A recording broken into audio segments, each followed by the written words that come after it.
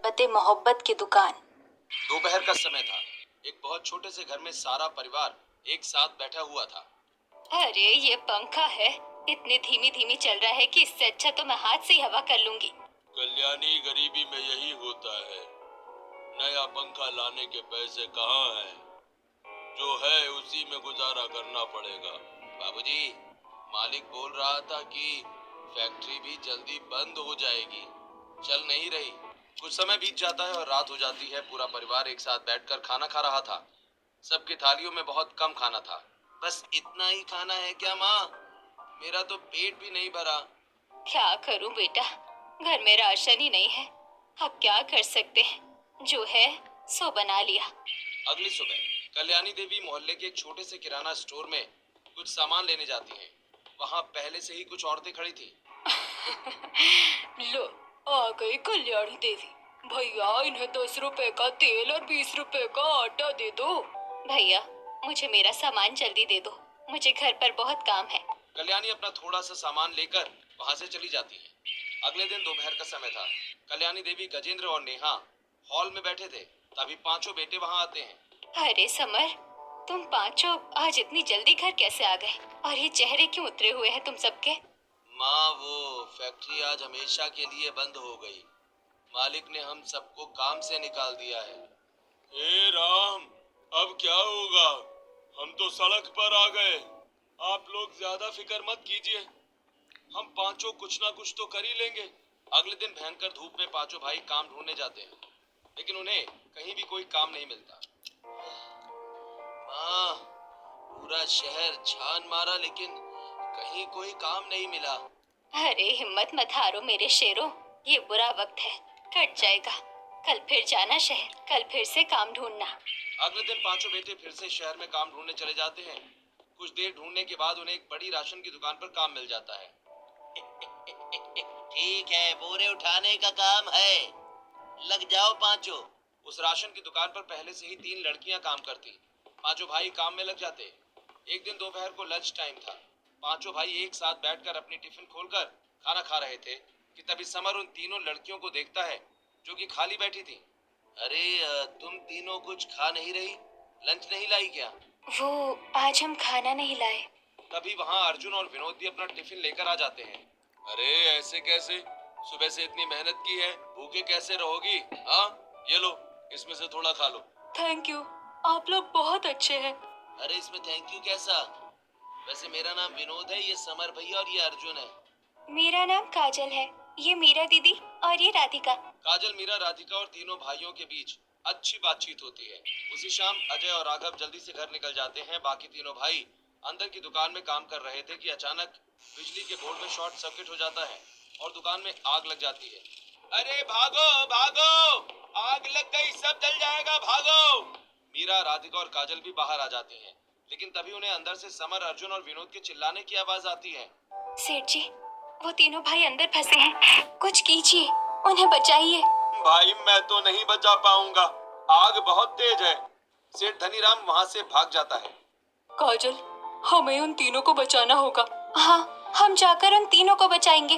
मीरा, काजल और राधिका पास में पड़े हुए कंबलों को उठाती हैं और उन पर पानी डालकर उन्हें ओढ़कर जल्दी से दुकान के अंदर जाती हैं और अर्जुन, विनोद, समर को बचाकर बाहर ले आती हैं। तुम लोग ठीक हो ना? हाँ हाँ हाँ, हम ठीक हैं। कुछ समय बीत जाता है। विनोद, अर्जुन और समर अपने घर लौटते हैं। उनकी हालत देखकर सभी परेशान हो जाते हैं। हाय राम, ये क्या हो गया तुम तीनों को? माँ, आज तो हम बच ही नहीं पाते। दुकान में भयंकर आग लग गई थी।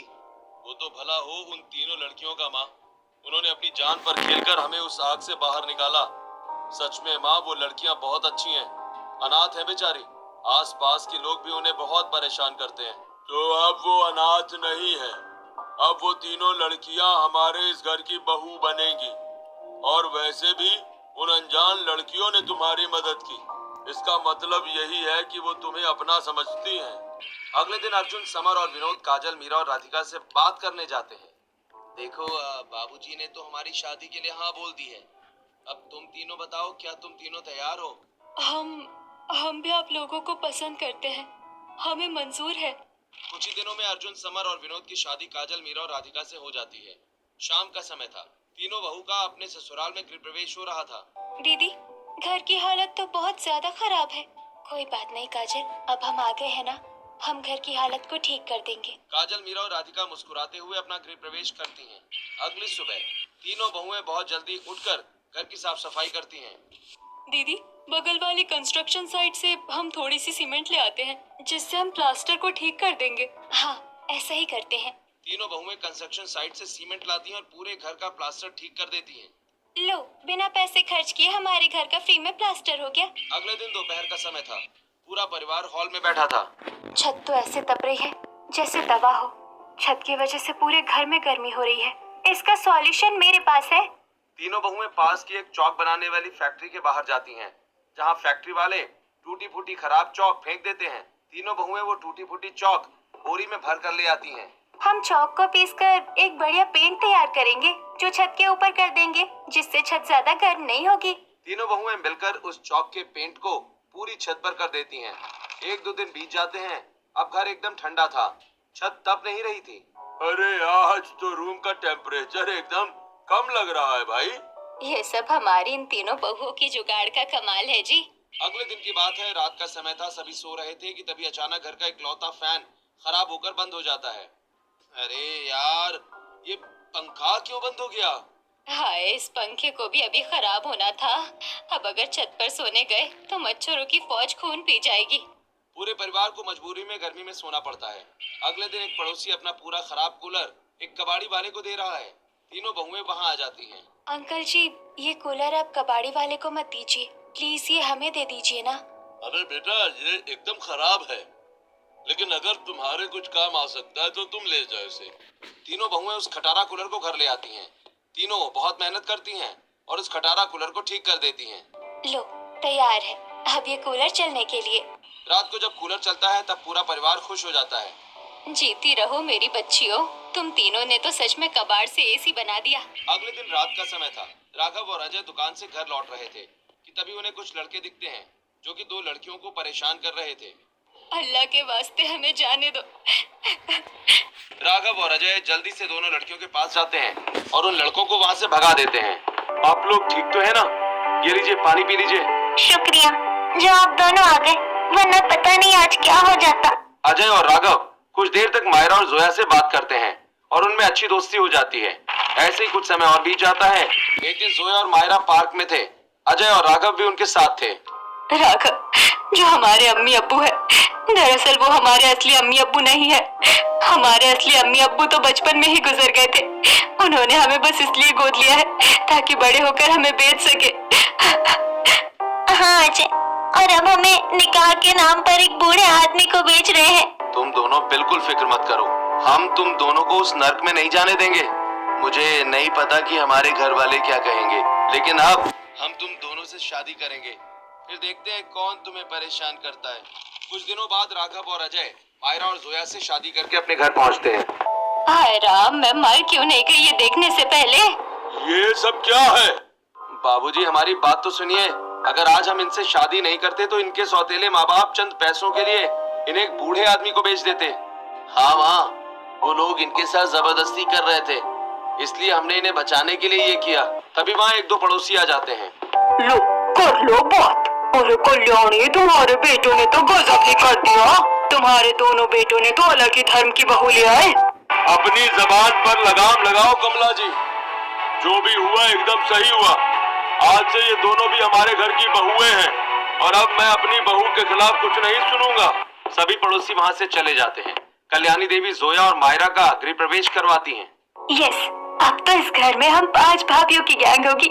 रात का समय हो जाता है। जोया और मायरा एक कोने में उदास बैठी होती हैं। मुझे बहुत डर लग रहा है। टीवी सीरियल में तो जेठानियाँ बहुत टॉक्सिक होती है। पता नहीं हमारी तीनों जेठानियाँ कैसी होंगी। तभी मीरा, राधिका और काजल वहाँ आती हैं। अरे पागल, तुम लोग क्या बात कर रहे हो? हमें पता है कि तुम दोनों ने कितनी तकलीफें झेली है। ये दुनिया बहुत बेकार है, लेकिन हम वैसे नहीं है। हाँ, अब तुम दोनों फिक्र मत करो। अब हम पांचों एक साथ हैं। हम सब मिलकर सब ठीक कर देंगे। अगली सुबह का समय। पांचों बहुएं एक साथ मिलकर घर का सारा काम करती हैं। देख रहे हो जी, हमारी बहुओं की स्पीड तो राजधानी एक्सप्रेस को भी फेल कर रही है। हाँ कल्याणी। अगले दिन की बात है। जोया और मायरा किचन में खड़ी थी। गर्मी की वजह से सुबह की बनी सब्जी खराब हो गई थी। ये सब्जी तो गर्मी से खराब हो रही है। घर में फ्रिज भी तो नहीं है, अब क्या करें? तू फिक्र मत कर मायरा, देख मैं अभी एक अच्छी जुगाड़ लगाती हूँ। जोया और मायरा एक बड़े मिट्टी के मटके में बालू भरती हैं, उनमें पानी डालती हैं और सब्जी के बर्तन को उस मटके के बीच में रख देती हैं। अरे वाह, ये क्या नया जादू है? माँ जी, ये हमारा देसी फ्रिज है। बालू की ठंडक से सब्जी एकदम फ्रेश रहेगी, खराब नहीं होगी। जीती रहो, तुम दोनों तो सच में बहुत समझदार हो। ऐसे ही कुछ समय और बीत जाता है। एक दिन की बात है, परिवार ने लाइट का बिल नहीं भरा था, इसलिए घर की बिजली कट गई है। पूरा परिवार गर्मी से बहुत परेशान था। भाई अंदर तो अंदर, बाहर भी एकदम तेज लू चल रही है। ऐसा लग रहा है कि आज तो मर ही जाएंगे इस गर्मी से। जोया और मायरा फिर से अपना जुगाड़ लगाती हैं और वो घर में पड़े बोरों को काटकर पानी में गीला करती हैं और उन्हें खिड़कियों पर टांग देती हैं। अब बाहर से जो भी हवा आएगी वो एकदम ठंडी होकर अंदर आएगी। जैसे लू की हवा उन गीले बोरों से टकराकर अंदर आती है तो कमरा एकदम ठंडा हो जाता है। वाह भाभीओ, क्या दिमाग लगा है, एकदम एसी वाली फीलिंग आ रही है। अगले दिन शाम का समय था, सभी एक साथ बैठकर बातें कर रहे थे। तभी पांचों बेटे उदास होकर घर लौटते हैं। क्या हुआ, तुम सब इतने दुखी क्यों लग रहे हो? सब ठीक तो है? कुछ ठीक नहीं है माँ, सब बर्बाद हो गया। राशन की दुकान पर एक नौकर था जो हमसे बहुत जलता था और उसने सेठ के कान भर दिए और हम पांचों पर चोरी का झूठा इल्जाम लगा दिया और सेठ ने हमें गालियां देकर काम से बाहर निकाल दिया। ये सुनकर सभी घर वाले हैरान रह जाते हैं। ऐसे ही कुछ समय बीत जाता है। घर के हालात बिगड़ते जा रहे थे। कुछ दिनों से घर में राशन ना होने के कारण कुछ खाने को भी नहीं बन रहा था। अरे कल्याणी, मुझे बहुत टेंशन हो रही है। बेटों को काम नहीं मिल रहा, अब हम क्या करेंगे, कैसे जिएंगे हम? ऐसे ही कुछ समय और बीत जाता है। पांचों बेटे रोज काम की तलाश में जाते हैं लेकिन उन्हें काम नहीं मिलता और इसी बीच कल्याणी और गजेंद्र की तबीयत और खराब हो जाती है। राधिका, घर में जो थोड़े बहुत पैसे हमने बचा कर रखे थे वो भी माँ जी और बाबूजी के इलाज में लग गए हैं। अब हम क्या करेंगे? शाम का समय हो जाता है। कल्याणी देवी और गजेंद्र बीमार हालत में चारपाई पर लेटे थे। तभी वहां विक्रम आता है। अरे ओ गजेंद्र, कब तक ऐसे बीमारी का नाटक करके पड़ा रहेगा? तीनों बेटों की शादी के लिए जो कर्ज लिया था वो तेरा बाप चुकाएगा क्या? देखो, मेरे बेटों का काम छूट गया है, थोड़ा वक्त दे दो, हम एक एक पाई चुका देंगे। मुझे कुछ नहीं पता, मुझे बस मेरे पैसे चाहिए। अपनी ये गंदी जबान बंद रखिए भैया जी, पैसे लिए हैं तो दे देंगे, ऐसे हमारे घर में घुसकर हमारे बाबूजी की जान मत खाइए। विक्रम पांचों बहुओं की ये सब बातें सुनकर डर जाता है और वहां से चला जाता है। कुछ समय बीत जाता है। पांचों बहुएं एक साथ बैठकर बातें कर रही थी। दीदी, आज तो हमने उन्हें भगा दिया, लेकिन हालत बहुत खराब है। माँ जी और बाबूजी बीमार है, घर में राशन का एक दाना नहीं है, अब हम क्या करें?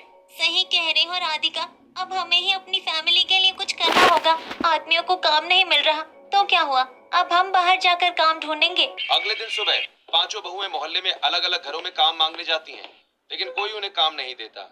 यहाँ तो कोई हमें काम नहीं दे रहा और हमारी बेइज्जती और कर रहे हैं ये लोग। अगले दिन पांचों बहुएं शहर में काम ढूंढने जाती हैं। काम ढूंढते ढूंढते दोपहर हो गई थी। पांचों बहुत थक गई थीं। सुनो, यही पास वाली गली में हमारे एक रिश्तेदार हैं, वो शरबत की दुकान लगाते हैं, चलो वहीं चलते हैं, थोड़ा आराम ही कर लेंगे वहाँ।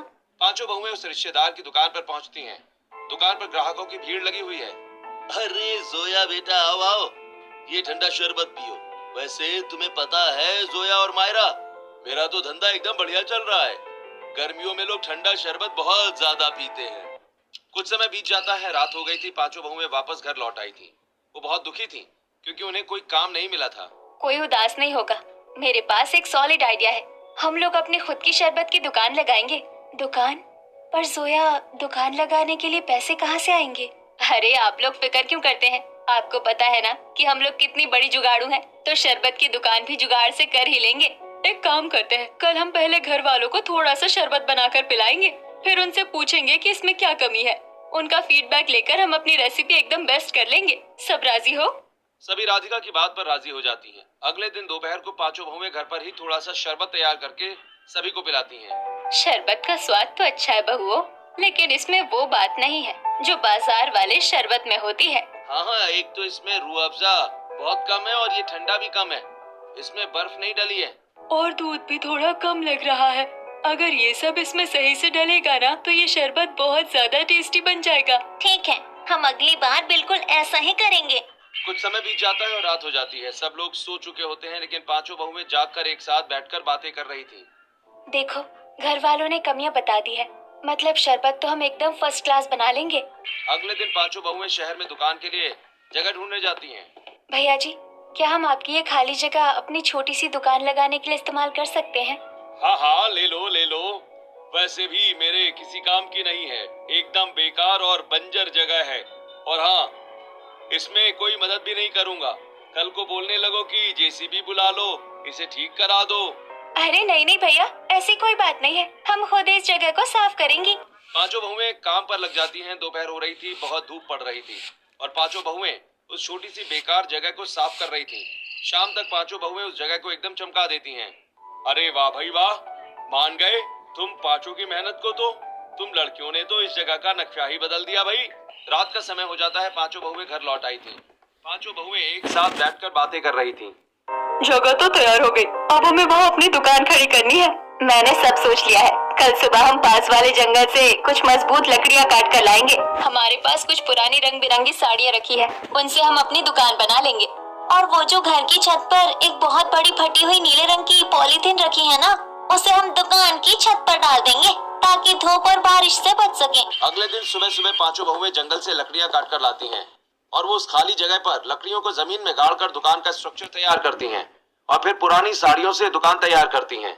लो बहनों, बिना 1 रुपए लगाए हमारी दुकान भी खड़ी हो गई। अब बस कल से अंदर के सामान का जुगाड़ करना है। कुछ समय बीत जाता है और शाम हो जाती है। पांचों बहुएं अपनी बनाई हुई दुकान के अंदर ही बैठकर बातें करती हैं।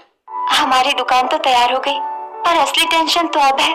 कल से काम शुरू करना है और सामान के नाम पर हमारे पास कुछ भी नहीं है। टेबल, कुर्सियाँ, रूह अफ़ज़ा, बर्फ, चीनी, दूध और लाइट। लिस्ट तो बहुत लंबी है सामान की। अरे जब पैसे नहीं है तो हमारी वो पुरानी जुगाड़ काम आएगी ना।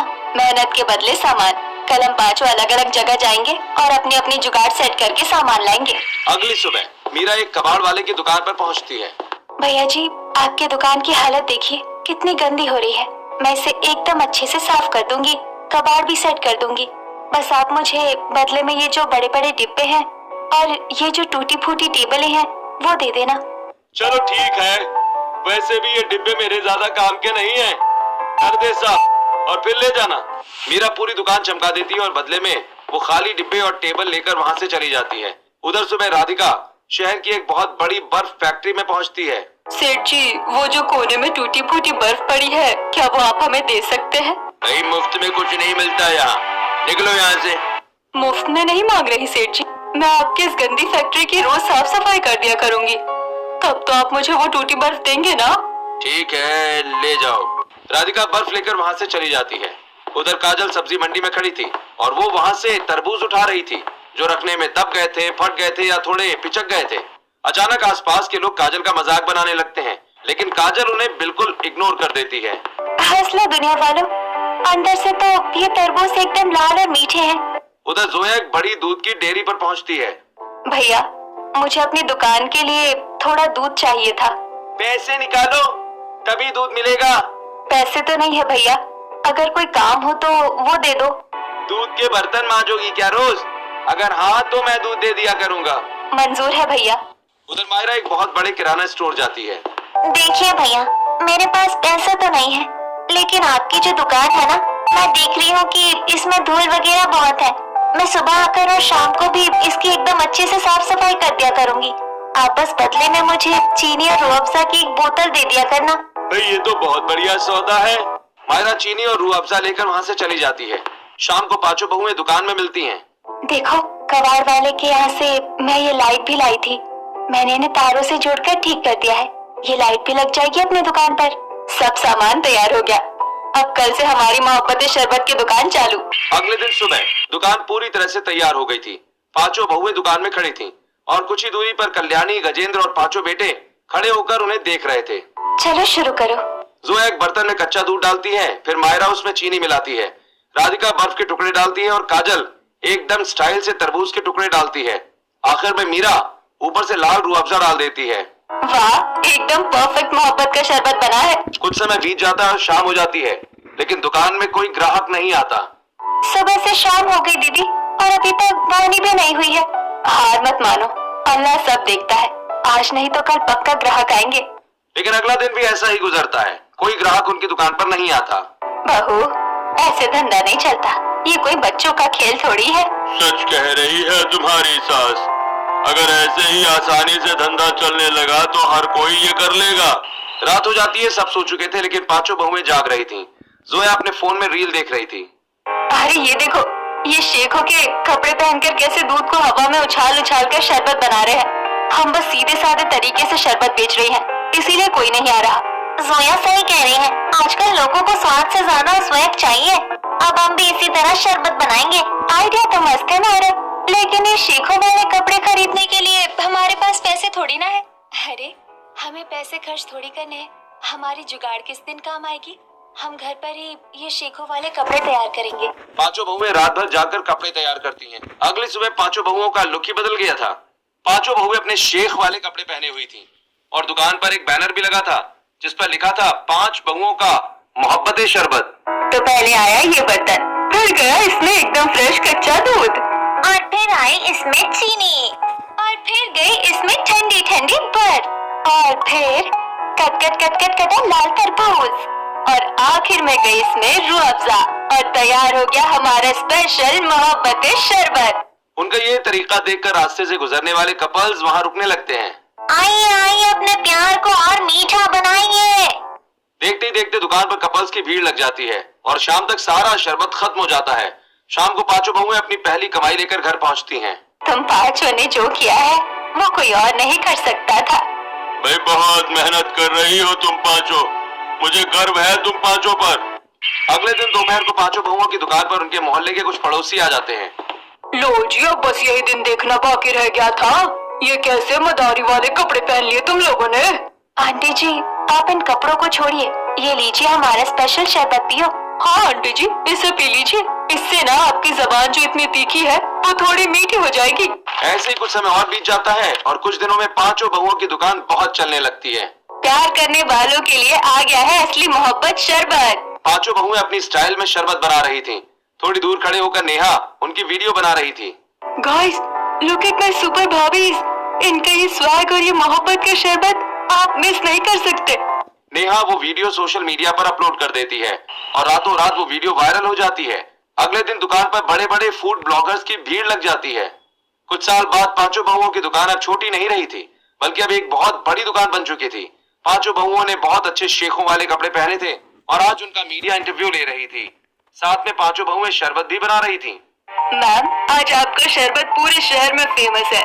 ये आइडिया आपको कैसे आया और आपने शुरुआत कैसे की? शुरुआत एकदम जीरो से हुई थी, जब हमारे पतियों की नौकरी चली गई। घर में खाने को नहीं था, तब हमने ये सोचा। हमारे पास पैसे नहीं थे तो हमने सब जुगाड़ से किया। हाँ, कई लोगों ने हमारे इस काम में हमारी मदद की है और हम उनका दिल से शुक्रिया अदा करते हैं। दुकान में एक बहुत बड़ा सोफा था जिस पर पूरा परिवार बैठा हुआ था। पांचों बहुएं शरबत तैयार करके पहले अपने परिवार को शरबत देती हैं। आज मुझे यकीन हो गया है कि बेटियां बेटों से कहीं आगे होती है। तुम पांचों सच में हमारे घर की लक्ष्मी हो। परिवार को शरबत देने के बाद बहुएं काउंटर पर खड़े पुराने और नए कपल्स को अपना स्पेशल मोहब्बते शरबत सर्व करती हैं।